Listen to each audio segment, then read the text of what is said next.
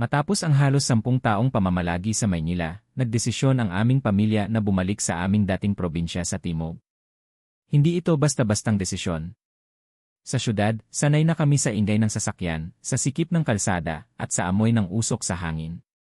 Ngunit iba ang hinihingi ng puso ng aming mga magulang, ang simpleng buhay, ang sariwang hangin, at ang alaala ng katahimikan ng kabataan.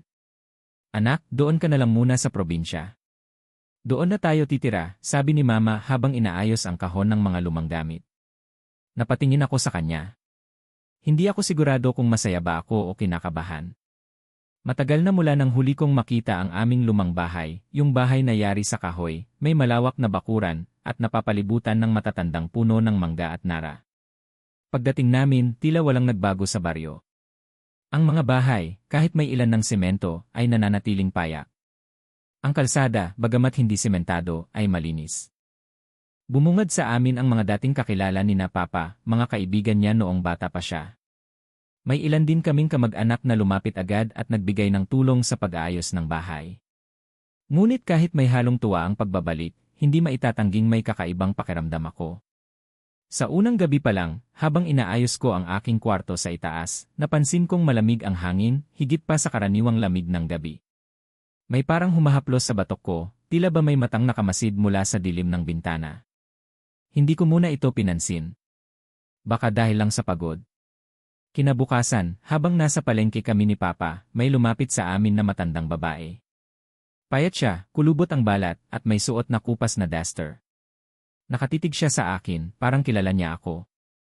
Anak ba ni Alfredo yan? Tanong niya kay Papa. Opo, Nay, sagot ni Papa. Siya po si Marco. Tumango ang matanda. Abay ang laki na ng bata. Nakatira ulit kayo sa lumang bahay ni Mang Cardo? Po, Nay, sagot ni Papa. Balak na naming manirahan ulit doon. Biglang sumeryoso ang mukha ng matanda. Ingat kayo ron. Lalo na pagpatak ng alas 11 ng gabi. May mga nilalang na hindi natutuwa kapag may bumabalik. Napatingin ako kay Papa, ngunit ngumiti lang siya at tinapik ako sa balikat. Huwag mong seryosohin yon, anak. Madami talagang alamat sa baryong to, ngunit hindi ko basta-basta nalimutan ang babala ng matanda. Pag-uwi namin, sinimulan kong obserbahan ang paligid. Sa likod ng bahay, naroon pa rin ang dating bumbong ng poso, ang punong mangga at ang luma naming duyan. Pero may mga bahagi ng bakuran na tila hindi na tinatapakan, may damong ligaw, may mga tuyong dahon na di mo akalain na may tao pa sa bahay. Minsan, habang nag-igib ako ng tubig, nakarinig ako ng mahinang kaluskos mula sa likod ng punong kahoy. Mabilis ang pintig ng puso ko. Sumilip ako, ngunit wala namang tao. Nang lumingon ako, naramdaman kong parang may malamig na hangin na dumaan sa batok ko, pero walang hangin nung araw na yon. Kinagabihan, habang kumakain kami ng hapunan, napag-usapan namin ang mga dati naming kapitbahay. Karamihan sa kanila ay lumipat na sa bayan. Ang iba na may pumanaw na. Ayon kay Mama, halos kalahati ng baryo ay bakante na. Bakit parang ang dami pa ring gumagalaw sa gabi? Tanong ko, medyo pabulong. Baka hayop lang yan, sagot ni Papa, pero si Mama ay hindi nagsalita. Nakatitig lang siya sa bintana. Kinabukasan, dumalaw ang kapitbahay naming si Mang Entong, isa sa ilang matandang naiwan sa baryo. Dala niya ang ilang gulay mula sa kanyang taniman. Aba, si Marco. Bumalik na kayo sa probinsya ha? Bati niya. Opo, Mang Entong. Nais lang po ng katahimikan, sagot ko. Tumango siya pero maya-maya ay bumaba ang tono ng kanyang boses. Hindi ko alam kung naikwento na sayo ng tatay mo, pero mula nung lumisan kayo noon, may mga bagay na nag-iba. May mga gabi na may kakaibang tunog sa kabubatan. May mga aninong lumalakad sa likod ng mga bahay. Akala ng iba magnanakaw lang. Pero hindi. Napakagatlabi ako. Ano pong ibig niyong sabihin? Tumitig siya sa akin. May nilalang na nanirahan dito nang wala na kayo. Hindi natin alam kung saan galing, pero alam ng mga matatanda, hindi to basta hayop. Hindi rin tao. At madalas, lumalabas lang siya kapag may bagong salta. Napalunok ako. Biglang bumigat ang pakiramdam ko. Pag-alis ni Mang Entong, napansin kong kahit ang mga ibon sa paligid ay tila tumahimik. Parang may bantang dumarating. At sa mga gabing sumunod, may mga kakaibang tunog sa bubong, mga yabag sa labas ng bintana, at aninong hindi mo maintindihan kung saan galing. Hindi ko alam kung katang-isip lang ba ito o simula na ng isang bagay na matagal nang natutulog sa lumang baryo namin. Lumipas ang ilang araw mula nang kami makabalik sa probinsya. Sa unay pilit kong iniiwasan isipin ang mga kwentong narinig ko kina Aling Matilda at Mang Entong.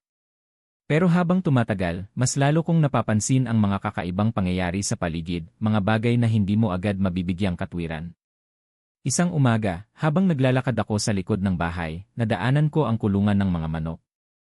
Dati-rati ilaging maingay ang mga ito sa umaga, tila tuwang-tuwa sa bagong araw. Ngunit sa araw na yon, tahimik ang paligid. Paglapit ko, napansin kong bukas ang pinto ng kulungan at 3 sa aming manok ay wala na.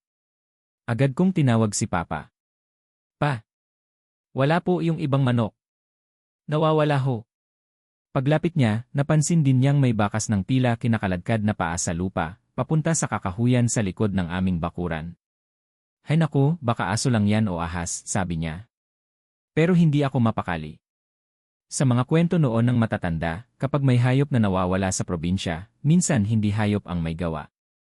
Kinagabihan, habang naghuhugas ako ng pinggan, nakarinig ako ng pagaspas ng mga dahon mula sa labas. Hindi ito karaniwang ihip ng hangin.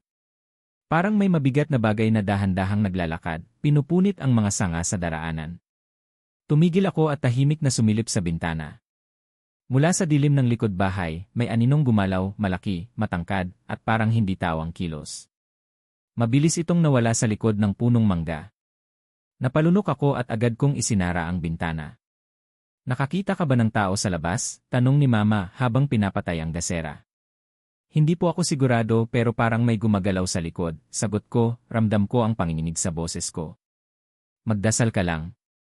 Marami talagang hindi maipaliwanag dito sa atin, sagot niya. Mula noon, halos gabi-gabi may naririnig kaming kakaibang tunog, tila malalalim na paghinga, yabag ng mabigat na paa, at minsan, mahihinang pag-ungol. Si Papa, bagamat hindi umaamin, napapansin kong palihim na nagsisindi ng insenso sa harap ng bahay. Isang araw, dumalaw ang batang si John, anak ng kapitbahay. Nakasimangot siya at nanginginig habang yakap-yakap ang kanyang laruan. Ate, may anino po sa labas ng bintana namin kagabi. Malaki po. Akala ko multo, umiiyak niyang sumbong. Baka panaginip mo lang yon, sabi ni Mama, pilit siyang pinapakalma. Hindi po. Gising po ako. Tinitigan pa po ako, may pula siyang mata, pilit niyang paliwanag.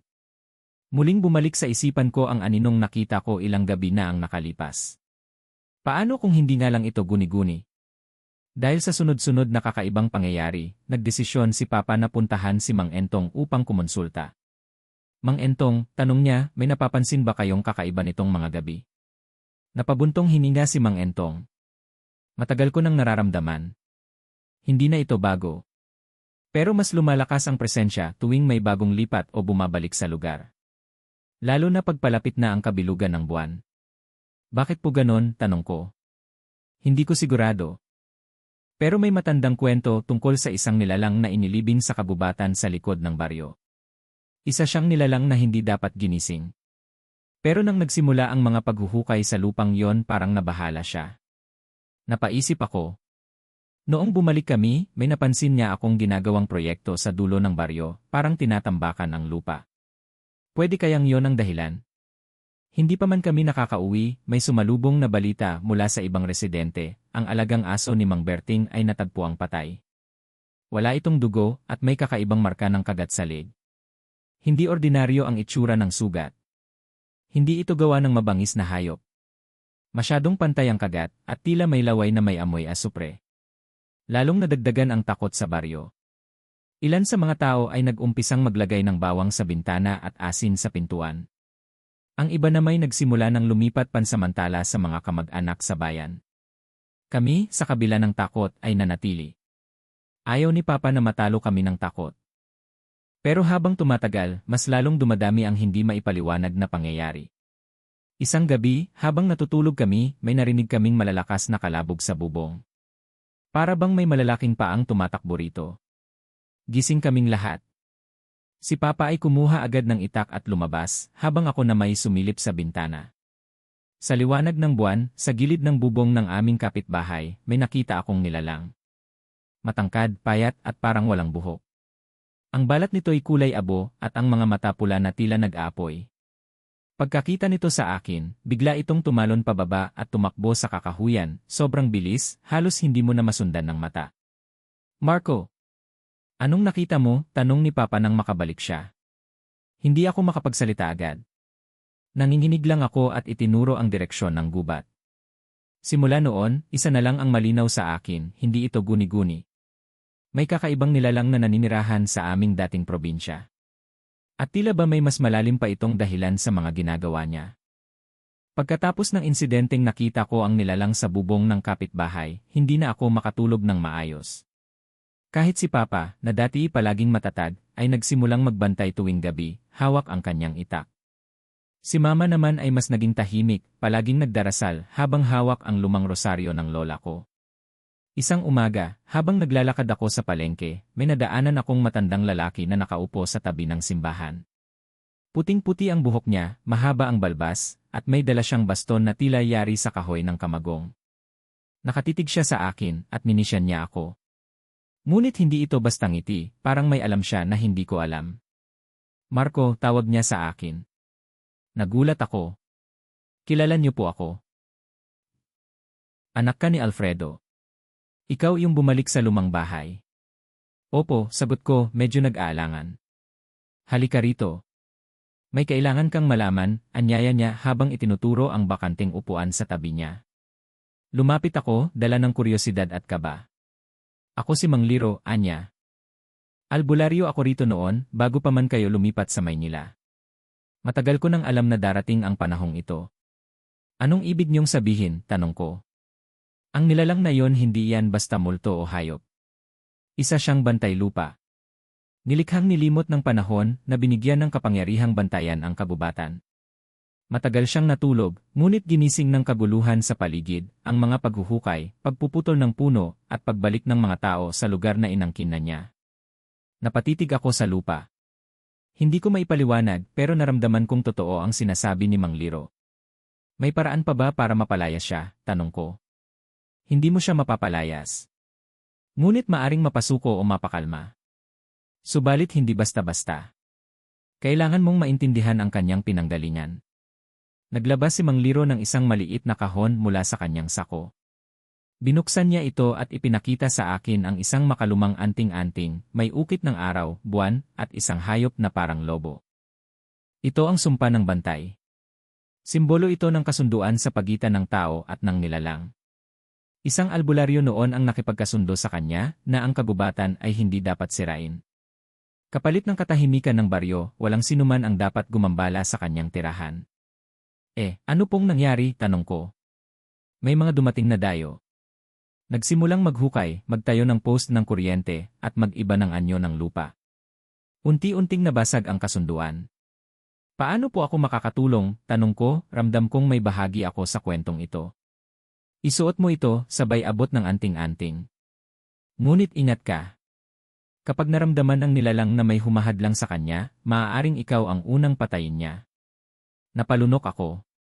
Mabigat ang kahulugan ng mga salitang iyon, ngunit alam kong hindi na ako pwedeng umurong. Kailangan kong protektahan ang pamilya ko at ang baryo.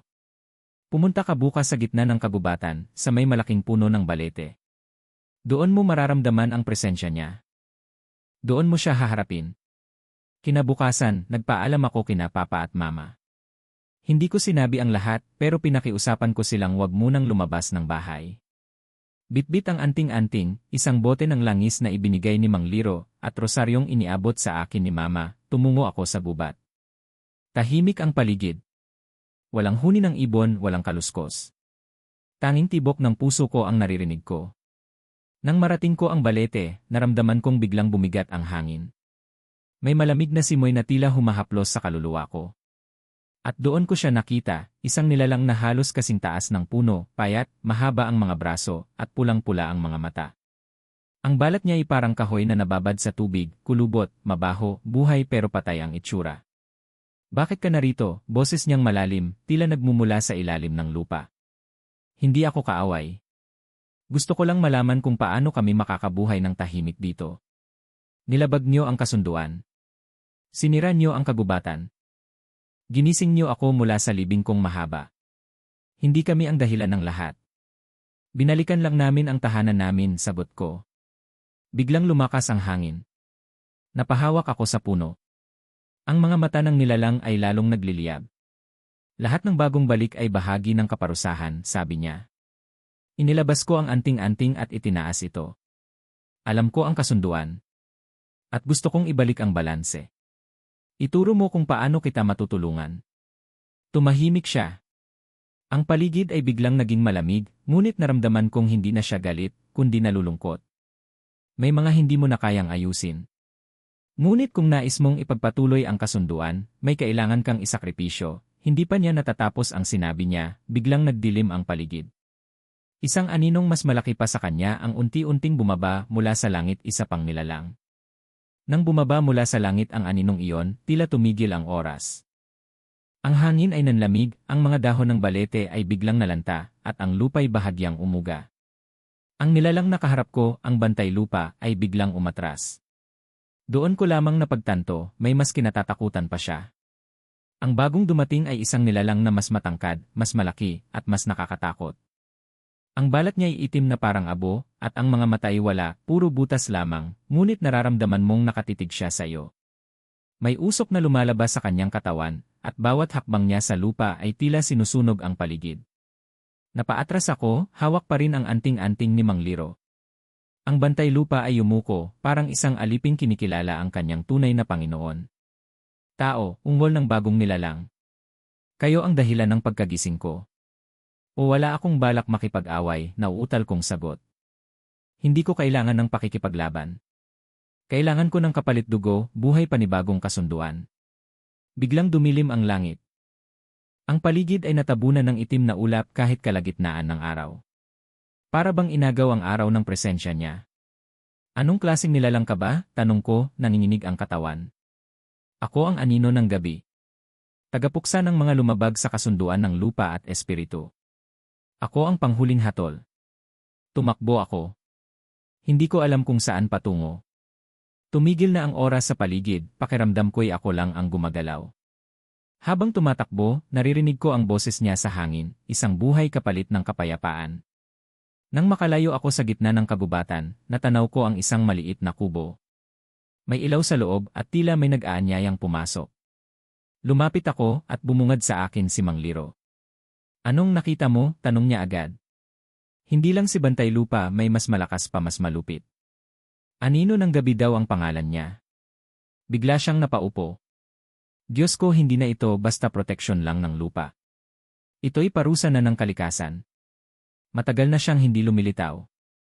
Kahit ako, sa buong buhay ko, hindi ko siya nasilayan. Anong dapat gawin? Halos pabulong kong tanong.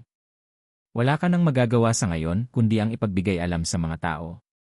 Sabihin mo sa kanila na huwag na muling gambalain ang kabubatan. Humingi ng tawad.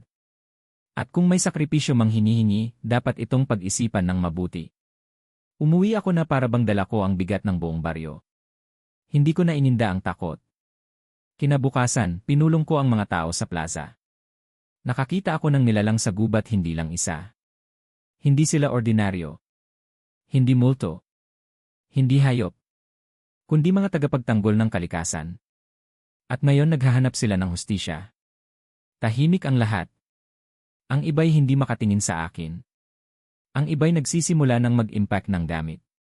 Tumayo si Aling Maritz. Anong gusto mong gawin namin, Marco? Iwan ang tahanan namin. Umalis kami sa lugar na minanapan ng lolo't lola namin. Hindi ko hinihingi na tumakas tayo. Ang hinihingi ko ay paggalang. Panalangin. At kung maaari, tulungan niyo akong buuin muli ang altar sa gitna ng kabubatan, ang altar ng kasunduan. Dati itong binabantayan ng mga matatanda. Nang masira ito, nawala rin ang balanse. Sumang-ayon ang ilan. Ang iba'y nag-alinlangan. Pero nang mabalitaan ng lahat na may isa na namang alagang kambing ang nawala, at natagpuan ang bangkay na parang sinipsip ng dugo, doon na sila naniwala. Kinabukasan, nagtungo kami sa gubat. Dala ang dasal, mga kandila, at mga lumang gamit sa ritual. Sa gitna ng balete, itinayo namin muli ang altar. Inukit namin ang mga simbolo sa kahoy, at si Mang Liro ay nagdasal sa wikang matagal nang hindi naririnig sa baryo. Habang ginagawa namin ang ritual, nagsimulang gumalaw ang hangin. Bumigat ang pakiramdam. At mula sa ulap, narinig naming muli ang tinig ng anino ng gabi. Hindi sapat ang simbolo. Isang buhay pa rin ang kailangang ialay. Tahimik ang lahat. Walang kumikibo. Hanggang sa biglang tumayo si Mang Liro. Kung may kailangang magsakripisyo, ako na. Ako na lang. Matagal na akong nabubuhay. Ako ang albularyong dapat ay nagbantay sa kasunduang yon. Ako ang nagpabaya. Tumulo ang luha ko. Mang Liro, hindi dapat ikaw. Ngunit bago pa ako makalapit sa kanya, inabot niya sa akin ang anting-anting. Panatilihin mong buhay ang kasunduan. Mula ngayon, ikaw na ang tagapagbantay. Pumikit siya at tumayo sa gitna ng altar. Mula sa kalangitan, isang anino ang bumalot sa kanya. Isang pagputok ng liwanag ang sumunod. At nang bumalik ang liwanag sa paligid, wala na si Mang Liro. Tahimik kaming lahat. Ngunit ramdam namin ang hangin ay bumalik sa dating lamig. Ang mga ibon ay nagsimulang umawit. At sa kauna-unahang pagkakataon sa maraming linggo payapa ang gabi. Pagkalipas ng sakripisyo ni Mang Liro, tila unti-unting bumalik sa normal ang lahat. Sa unang tingin, para bang tuluyan nang napawi ang panganib. Ang mga ibon ay nagsimulang bumalik sa paligid, ang hangin ay naging preskong muli, at ang mga gabi ay tahimik, wala nang anino sa bubong, wala nang malalamig na ihip ng hangin na parang bulong ng kamatayan. Ngunit sa kabila ng katahimikan, may mga palihim na pagbabago. Isang gabi, habang nagbabantay ako sa balkonahe ng bahay namin, narinig kong muling umiyak ang mga aso. Hindi kagaya ng dati na parang takot sila, ngayon, para silang galit. Tahol sila ng tahol, nakatingala sa madilim na kabubatan. Ang buwan ay buo, pero tila nababalot ng manipis na ulap, na parang ayaw nitong masilayan ang lupa. Lumabas si Papa, hawak ang itak. May napapansin ka ba? Tanong niya. Tumango ako. Tahimik ang paligid, pero yung katahimikan hindi normal. Kinaumagahan, kumalat ang balita na nawala si Mang Tomas, ang mangingisdang nakatira sa dulo ng ilog. Ayon sa pamilya niya, lumabas daw ito para manghuli ng hipon at hindi na nakauwi. Natagpuan lamang ang kanyang bangka, nakasabit sa may gilid ng puno, at may marka ng pagkakalmot ang katawan. Hindi ba tapos na dapat ang lahat? Tanong ni Aling Maritz, habang nagsasampay ng damit. Tila may hindi pa natatapos, sagot ko. Nagsimula akong magtanong-tanong, magsiyasat sa paligid, at bumalik sa mga lumang tala ni Mang Liro. Sa kanyang bahay, nahanap ko ang isang lumang aklat, gawa sa balat ng hayop, ang pahinay tinahi gamit ang hibla ng kahoy, at may mga simbolong hindi ko agad maintindihan. Sa likod ng aklat ay may sulat kamay, hindi lahat ng nilalang ay sumusunod sa kasunduan. Ang ilan ay sadyang nananahan sa dilim.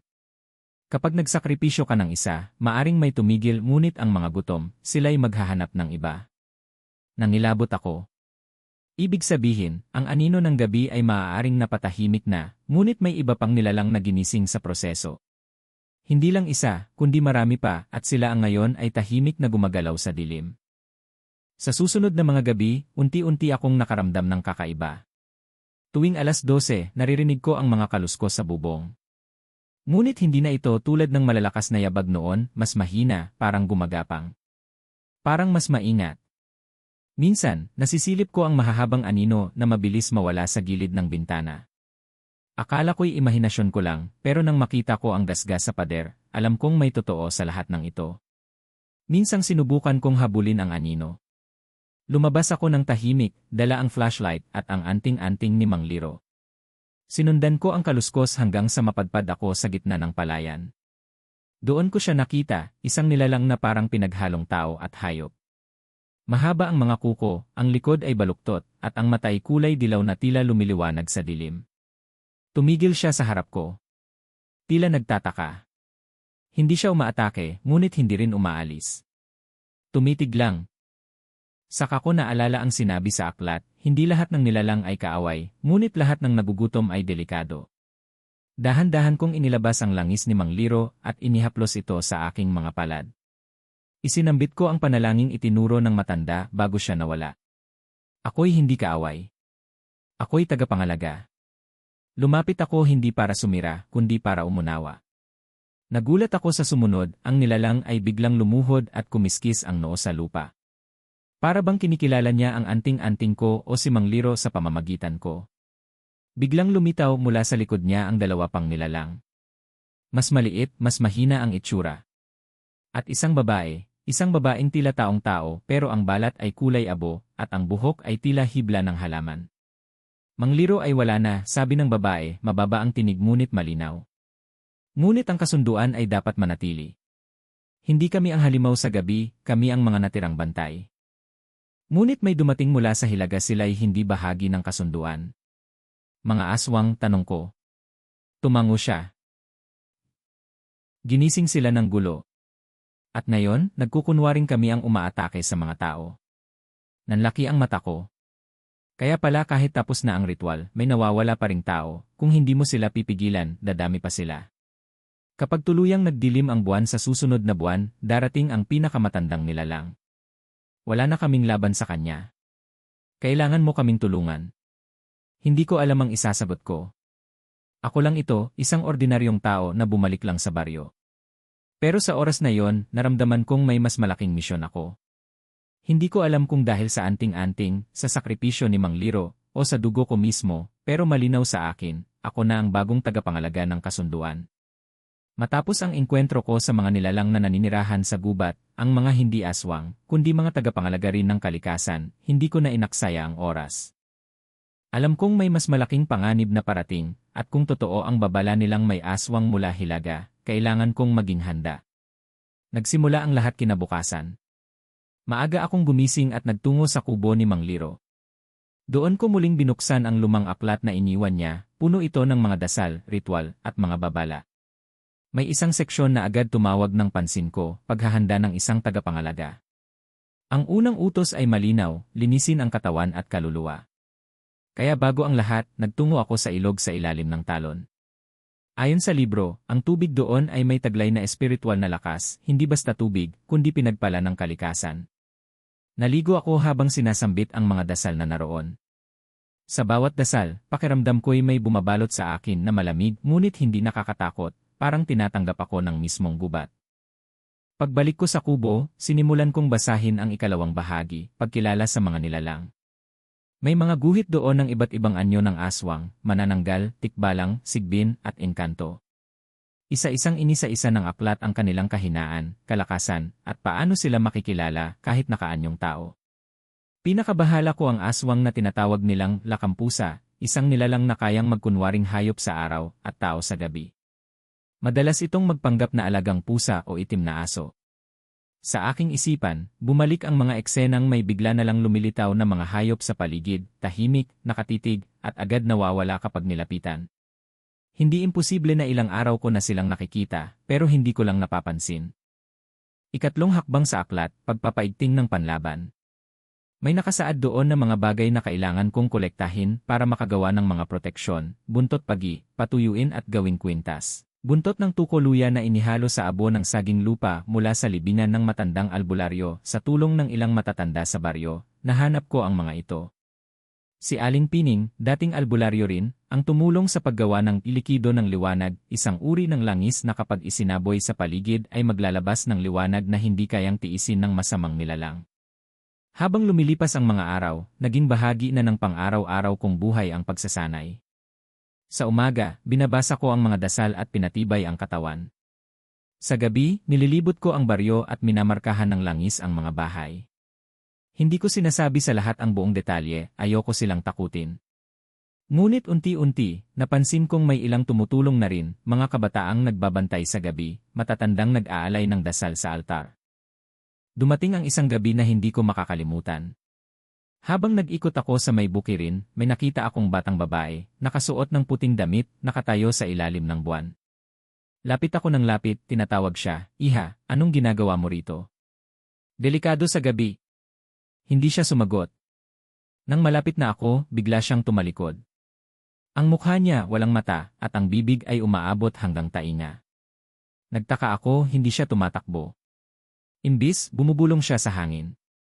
May kasunod ka, paglingon ko, may isa na namang nilalang sa likod ko. Mabilis, mahaba ang dila, at may mga pakpak ng paniki. Tumalon ako palayo, binunot ang anting-anting ni Mang Liro at itinaas ito. Biglang napaatras ang nilalang, sumigaw na parang nasusunog. Inilabas ko ang langis at isinaboy sa paligid. Nagsimulang lumiwanag ang lupa, at dahan-dahang naglaho ang nilalang, humihiyaw sa sakit. Nang humupa ang liwanag, wala na rin ang batang babae. Doon ko napagtanto, sinusubukan na akong guluhin. Pinapanood nila ako. Pinapalibutan. Kinabukasan, muling nagpakita ang babaeng nilalang mula sa gubat, ang may abong balat at buhok na parang hibla ng halaman. Nagising mo na sila, sabi niya. Lalaban na sila. At hindi ka nila hahayaan hanggang hindi nila nasisira ang kasunduan. Paano ko sila matitigil, tanong ko. Hindi sapat ang dasal. Kailangan mo ng kakampi, hindi tao lang, kundi mula rin sa amin. Kung papayagan mo, tuturuan ka namin ng sinaunang paraan ng pakikipag-ugnayan sa nilalang, ang dugtong bisa. Dugtong bisa. Iisa ang hininga, iisa ang layunin. Sa pamamagitan nito, magiging kalahati ka ng aming mundo. Hindi ko agad masagot. Malaki ang hinihingi nila. Pero sa isip ko, mas malaki ang mawawala kung magpapatuloy ang tahimik pero mapanganib na gabi. Pumapayag ako, sagot ko sa wakas. Matapos kong tanggapin ang alok ng nilalang mula sa gubat, ang pagsasanib ng layunin at kapangyarihan sa pamamagitan ng tinatawag nilang dugtong bisa, hindi na ako pinayagang bumalik agad sa baryo. Dinala nila ako sa isang lugar na hindi ko pa nararating sa buong buhay ko, isang bahagi ng kagubatan na tila binabalot ng usok at liwanag ng sabay. Pagdating namin doon, napansin kong walang anino. Lahat ng bagay ay maliwanag pero walang pinanggagalingang araw o buwan. Ang lupa ay putik na kulay abo, at may mga puno na may dahong tila gawa sa kristal, kumikislap tuwing nahahaplos ng hangin. Dito isinasagawa ang sinaunang pagtutulungan ng tao at ng nilalang, paliwanag ng babae. Ngunit may kapalit. Hindi ko agad sinagot. Tumango lang ako habang pinakikiramdaman ang paligid. Lumapit siya at binigyan ako ng isang inumin mula sa sisidlang yari sa bao ng nyog. Maitim ito at may amoy na parang pinaghalong halaman, dugo at usok. Inumin mo. Ito ang simula ng pagtanggap. Hindi ako nag-atubili. Uminom ako at halos masuka sa unang higop. Pakiramdam ko'y may bumalot na lamig mula sa dila ko hanggang sa baga ko. At nang marating nito ang tiyan ko, parang sumabog ang pandinig ko. Nakakabingi ang tunog ng hangin, ugong ng mga hayop, kaluskos ng mga dahon, lahat ng bagay sa paligid ay naririnig ko ng mas malinaw. Nang tuminala ako, nakita ko ang sarili kong katawan na nakaupo pa rin. Pero ang espiritu ko'y lumulutang na. Panandalian kang iwan ng katawang lupa. Kailangan mong lakbayin ang 300 patungo sa kasunduan. At sa isang iglap para akong nahulog sa kailaliman. Ang una kong nadaanan ay ang daan ng aninong nakalipas. Dito, binalikan ko ang mga alaala ko, lahat ng sakit, takot, pagkatalo. Napanood ko ang sarili kong umiiyak sa gabing iniwan kami ni Papa noon para magtrabaho sa Maynila. Nakita ko rin ang mga gabi ng kawalan ng direksyon. Hindi ka maaaring lumaban sa dilim kung hindi mo pa ito tinatanggap, bulong ng tinig sa paligid. Tumakbo ako, nilabanan ang sakit at tumawid. Ang ikalawa ay ang daan ng katahimikan. Walang tunog dito. Walang ihip ng hangin, walang yabag, walang anino. Isang daang puti lamang na tila walang dulo. Sa gitna nito, may isang nilalang na nakatayo, isang matandang may mahahabang kuko at puting mata. Tao ka, ngunit may apoy ng matanda sa iyong dugo, sabi niya. Sa kanya inilabas ang isang sungay ng baka at inilagay sa dibdib ko. Ito ang basbas ng mga tagapangalaga. Sa pagsanib ng dugo at panata, bubuksan mo ang huling daan. At sa huling hakbang ko, binuksan ang huling bahagi, daan ng pagtanggap. Isang malaking puno ang nasa gitna ng daang ito. Sa ilalim nito may upuang bato. Umupo ako doon, at mula sa mga ugat ng puno, lumabas ang imahe ng babae mula sa gubat, ngayon, parang reyna siya ng mga nilalang. May korona siya gawa sa mga balahibo ng uwak at balat ng ahas. Handa ka na ba sa bigat ng kapangyarihan? Tanong niya. Handa na, sagot ko. Sa kanya inilabas ang isang bato na kulay pula, tila bato ng puso. Itinapat ito sa dibdib ko. Sa isang iglap, naramdaman ko ang init, ang bigat, at ang lakas na parang bumalot sa buong pagkatao ko. Umiikot ang paligid, at sa isang pitik ng kanyang daliri, bumalik ako sa aking katawan. Pagmulat ng mata ko, iba na ang pakiramdam ko. Ang pandinig ko ay mas matalas. Ang ilong ko'y kayang makaamoy ng dugo sa hangin.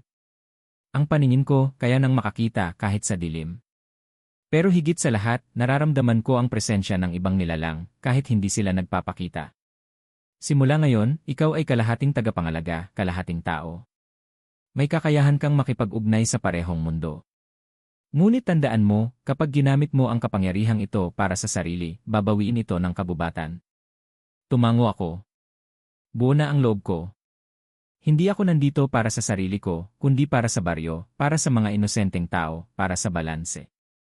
Bago ako umalis sa mahiwagang gubat, binigyan nila ako ng mga gamit, isang itak na gawa sa ngipin ng buwaya, at bakal na pinanday sa buwan, anting-anting na may mata ng uwak at ang tatak ng dugtong bisa sa aking braso. Isang marka na tila apoy na gumagalaw tuwing nalalapit ang panganib. Pagbalik ko sa baryo, napansin agad ng mga tao na may nagbago sa akin. Tahimik pa rin ako pero matalim na ang tingin ko. Hindi na ako nagugulat sa kaluskos. Alam ko na kung saan nanggagaling ang bawat anino. Sa gabing iyon, tinipon ko ang ilan sa mga kabataang may tapang at puso. Inilahad ko ang totoo, hindi na ako nagtago. Darating ang pinakamalakas na nilalang sa ilalim ng dilim. At kapag hindi tayo handa, lahat tayo ay mawawala. Pero hindi ako mag-isa. Sa unang pagkakataon, hindi ako tinawanan. Tumango sila. Tumindig. At sa mga matang puno ng takot, nandoon din ang pag-asa. Sumapit ang gabing matagal naming kinatatakutan, ang panahon ng itim na buwan. Ayon sa mga tagapangalaga ng kagubatan, ito ang oras kung kailan pinakamalakas ang mga nilalang ng dilim, lalo na ang pangunahing aswang na matagal nang nagkukubli sa hilaga. Ilang araw bago yon, sinigurado kong handa ang lahat sa baryo. Naglagay kami ng proteksyon sa bawat bahay, asin, langis ng liwanag, anting-anting mula sa kabubatan, at mga palaspas na binendisyonan ni Aling Pining. Ang mga kabataang nagtiwala sa akin ay binigyan ko ng mga palatandaan kung paano kilalanin ang kalaban, mga hindi tumatama ang anino sa ilaw, mga nagtatago ng kanilang dila, o kaya'y nag-aalangan sa panalangin. Nang lumubog ang araw at ang langit ay tinakpan ng makapal na ulap, naramdaman ko ang bigat sa hangin. Tahimik ang paligid, masyadong tahimik. Maging ang mga kuliglig ay tumigil. Sa aking dibdib, umiinit ang marka ng dugtong bisa. Dumating na sila. Sa unang pagkakataon, nakita ng mga tao ang tunay na anyo ng mga nilalang na kanina lang ay nakikihalubilo sa kanila bilang karaniwang tao. Si Kadoming, ang laging tahimik na mangingisda, biglang lumipad at naging manananggal. Si Aling Rosa, na mahilig sa bata, naging isang matandang babae na may mga mata sa likod ng ulo at dila na kasing haba ng braso. Nagkagulo sa baryo. Ang iba'y tumakbo, ang iba'y nanlaban. Ako naman, gamit ang aking itak na gawa sa ngipin ng buwaya, sumugod sa gitna ng kaguluhan. Sa bawat galaw ko, nararamdaman ko ang paggabay ng mga espiritu ng kabubatan. Ang bawat suntok, bawat hiwa ng itak, ay parang bahagi ng isang sinaunang ritual. Ngunit hindi pa yon ang pinakamasahol. Mula sa dilim, dumating ang nilalang na matagal nang binabanggit sa mga babala, ang pangunahing aswang, isang dambuhalang lalaki na kalahating tao, kalahating paniki, may pakpak na kasing lawak ng bahay, at matang parang apoy ng impyerno. Batang tagapangalaga, bulong nito, ikaw na ba ang hahadlang sa aking pagbabalik? Hindi lang ako, sagot ko. Buong baryo ko. Tumikim siya, at mula sa likuran niya, lumabas ang mga alagad, higit 100 ng aswang, tikbalang, at sigbin. Muli, nagsimula ang sagupaan. Habang ang mga kabataan at matatapang na residente ng baryo ay nakikipaglaban gamit ang langis, asin, at dasal, ako naman ay hinarap ang pangunahing aswang. Mabilis siya, matalas, at malakas. Sa unang atake pa lang niya, tinamaan ako sa tagiliran. Ngunit sa bawat paglapit niya, pinapainit ng marka ng dugtong bisa ang aking katawan. Pakiramdam ko'y may humihila sa akin pataas, may nagsasalita sa aking isipan. Hindi ka nag-iisa. At sa di inaasahang sandali, dumating ang mga nilalang mula sa kabubatan, ang mga tagapangalaga. Mga nilalang na dati kinatatakutan, ngayon ay kakampi. Tumabi sa akin ang babaeng nilalang, ngayon ay tila reyna ng kabubatan, at humarap din sa pangunahing aswang. Panahon mo na itapos na, sabi niya. Pinili na ng kagubatan ang bagong tagapangalaga. Sa huling paglalaban, nagtulungan kami. Habang ang reyna ng kagubatan ay ginamit ang kapangyarihan ng kalikasan, mga ugat na lumabas mula sa lupa, hangin na naging kutsilyo, ako naman ay ginamit ang buong natutunan ko. Sa huli, nang mapuruhan ko ang pangunahing aswang gamit ang itak sa gitna ng kanyang dibdib, lumabas ang liwanag mula sa loob ng kanyang katawan. Sumigaw siya ng malakas, hindi sa sakit, kundi sa pagkatalo. At sa isang iglap, naglaho siya sa hangin. Natahimik ang lahat. Wala na ang ulap. Bumalik ang mga tunog ng kuliglig. At unti-unting bumangon ang mga tao, sugatan man may pag-asa sa kanilang mga mata. Ang gabing iyon ang nagpatibay ng bagong kasunduan, hindi lamang sa pagitan ng tao at ng kagubatan, kundi pati na rin sa akin at sa aking kapalaran. Kinabukasan, nilibot ko ang baryo. Niyakap ako ng mga matatanda, tinapik ng mga bata, at tinitigan ng mga kabataang nakasama ko sa laban na may paggalang. Hindi na ako dating ako. Ako na ngayon ang tagapangalaga ng baryo, hindi para maghari, kundi upang magtanggol. Hindi para matakot, kundi para maging tulay. At habang naglalakad ako pauwi, sumalubong sa akin ang ihip ng hangin mula sa gubat. Isang pahiwatig, hindi ito ang katapusan, kundi simula pa lang ng bagong yugto.